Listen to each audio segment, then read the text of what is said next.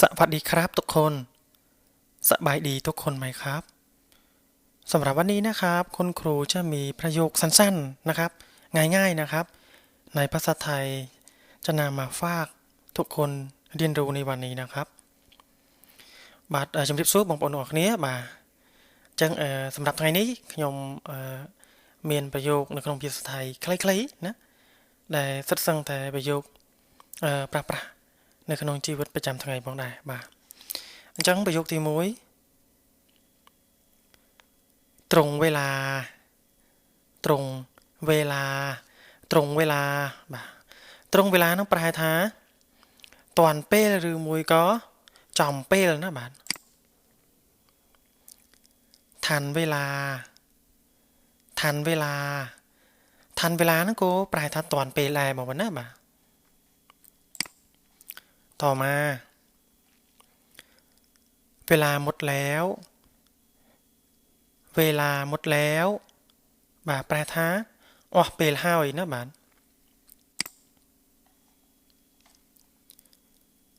เวลาผ่านไปเร็วมากเว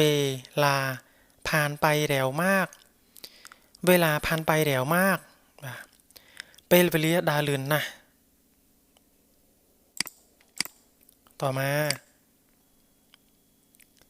ตลอดเวลาตลอดเวลาตลอดเวลาตลอดเวลาប្រែថាគ្រប់ពេលណារាល់ពេលណាបាទเวลามีค่าเวลามีค่าបាទអញ្ចឹងប្រែថាពេលវេលាជាមាសប្រាក់ឬមួយក៏ពេលវេលាមានតម្លៃណាបាទតាមសบายไม่ต้องรีบตามសบายไม่ต้องรีบតាមសម្រួលមិនបាច់ប្រញាប់ទេរอสักครู่រอสักครู่បាទរอสักครู่ប្រែថាចាំមួយផ្លែតចាំបន្តិចណាបាទต่อมาเร็วๆหน่อยเร็วๆหน่อยបាទเร็วๆหน่อยប្រែថាប្រញាប់បន្តិចណាបាទរួសរាន់បន្តិចฉันไม่สนฉันไม่สนបាទฉันไม่สนប្រែថាខ្ញុំមិនចាប់អារម្មណ៍ទេណាបាទฉันไม่กังวลฉันไม่กังวลបាទប្រែថាខ្ញុំមិនព្រួយបារម្ភទេណាបាទกังวลប្រែថាបារម្ភណាបាទคุณพูดถูกคุณพูดถูกបាទអញ្ចឹងប្រែថាអ្នកនិយាយត្រូវណាបាទធូកប្រែថាត្រូវណាបាទพูดនេះប្រែថានិយាយต่อมาแน่นอนแน่นอนแน่นอนคือពិតប្រាកដណាបាទពិតប្រាកដเป็นไปไม่ได้เป็นไปไม่ได้เป็นไปไม่ได้คือมันអាចទៅរួចទេណាมันអាចទៅរួចទេฉันไม่แน่ใจฉันไม่แน่ใจฉันไม่แน่ใจខ្ញុំមិនប្រកាសក្នុងចិត្តទេណាបាទแน่ใจប្រែថា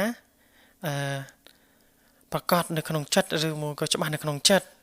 ដល់ពេលម៉ៃនេះប្រែថាមិនណាបាទបកมาเลยបកมาเลยបកมาเลยប្រាប់មកចោះឬមួយក៏ឆ្លើយមកណាប្រាប់មកណាណាបាទต่อมาโทรไม่ติดโทรไม่ติดបាទโทรไม่ติดប្រែថា call មិនចូលហើយមិនចូលតាក់ទងមិនបានក៏បានដែរណាបងប្អូនណាបាទไม่ติดមានន័យថាមិនជាប់ទេប៉ុន្តែនៅក្នុងន័យនេះយើងប្រែថាតែមិនចូលតាក់ទងមិនចូល call មិនបានតាក់ទងមិនបានវិញណាបាទលองดูสิลองดูสิลองดูสิបាទแล้วសាមើលមើលបាទអញ្ចឹងនៅក្នុងន័យនេះគឺពាក់ព័ន្ធជាមួយនឹងការឲ្យលោខោអាវលោសម្លៀកបំពាក់អីផ្សេងៗណាបាទลองดูสิណាបាទเข้าใจไหม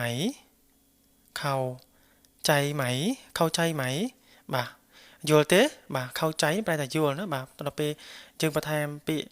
ម៉ៃនៅខាងចុងដើម្បីឲ្យប្រយោគនេះក្លាយជាប្រយោគសំណួរអញ្ចឹងប្រែថាយល់ទេបាទ เจ็บเหลือเกินเจ็บเหลือเกินเจ็บเหลือเกินแปลថាឈឺខ្លាំងណាស់ណាបាទឈឺខ្លាំងណាស់ต่อมาฉันเหนื่อยฉันเหนื่อยฉันเหนื่อยแปลថាខ្ញុំហត់នឿយណាបាទคุณทำได้คุณทำได้คุณทำได้បាទแปลថាអ្នកអាចធ្វើបានណាបាទทำได้แปลថាអាចធ្វើបានណាបាទอย่ายอมแพ้อย่ายอมแพ้อย่ายอมแพ้បាទอย่ายอมแพ้កុំចុះចាញ់ណាបាទកុំចុះចាញ់យ៉ាប្រែថាកុំណាបាទយอมแพ้មានន័យថាចុះចាញ់អញ្ចឹងពាក្យនេះប្រែថាកុំចុះចាញ់ណាបាទต่อมาอดทนหน่อยนะอดทนหน่อยนะอดทนหน่อยนะបាទអញ្ចឹងប្រែថាស៊ូទ្រាំបន្តិចណាអត់ធ្មត់បន្តិចណាណាបាទបាទអរគុណច្រើនបងប្អូនទាំងគ្នាបាទអញ្ចឹងពាក់ព័ន្ធជាមួយនឹងមេរៀននៅថ្ងៃនេះបាទសូមបញ្ចប់ត្រឹមនេះបាទហើយសម្រាប់មេរៀននេះផងដែរបាទសង្ឃឹមថានឹងជាអត្ថប្រយោជន៍សម្រាប់បងប្អូនដែលគាត់កំពុងតែសិក្សាភាសាថៃផងដែរបាទអញ្ចឹងដើម្បីទទួលបានវីដេអូថ្មីៗបាទសូមកុំភ្លេចចុច Subscribe បាទដាក់សញ្ញារូបកណ្ដឹងដើម្បីទទួលបានវីដេអូជាបន្តផងដែរបាទអរគុណបាយបាយ